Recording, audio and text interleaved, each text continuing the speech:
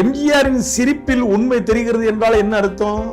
எம்ஜிஆரின் இதயத்தில் உண்மை இருக்குன்னு அர்த்தம், வாய்மை இருக்குன்னு அர்த்தம், தூய்மை இருக்குன்னு அர்த்தம். அப்படி எம்ஜிஆர் அறியாமல் நாம் போட்டோ எடுத்தா கூட எம்ஜிஆர் அப்படி கையில ஒரு கர்ச்சீப் வச்சு அப்படி முதலமைச்சராக அவர் கொலுவிட்டு இருந்த போது, நான் முதலமைச்சர், நீங்கள்லாம் சாதாரண மக்கள், நீங்கள்லாம் பாமரர்கள் அப்படின்னு ஒரு டிஸ்டன்ஸை. அண்ணா சாலையில் இப்படி பரபரப்பான சந்தடி சூழலில் எம்ஜிஆர் இறங்கி நடந்து போகிறார் என்றால், சுற்றி சென்றவர்கள், நடந்து சென்றவர்கள், பிளாட்ஃபார்ம்ல போனவங்க, வேற கார்ல போனவங்க எல்லாம் எல்லாம் அங்கங்க அப்படி அப்படி நிக்குது.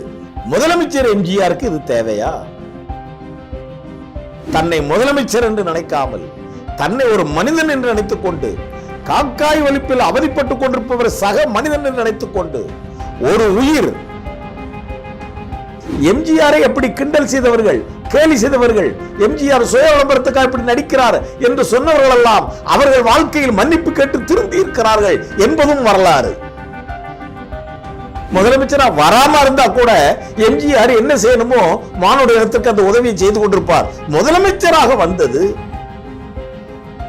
ஒரு சாதாரண மனிதனாக வாழ்ந்து கொண்டிருந்த எம்ஜிஆர் தான் சினிமாவிலும் அப்படியே வாழ்ந்தார், முதலமைச்சராகவும் அப்படியே வாழ்ந்தார்.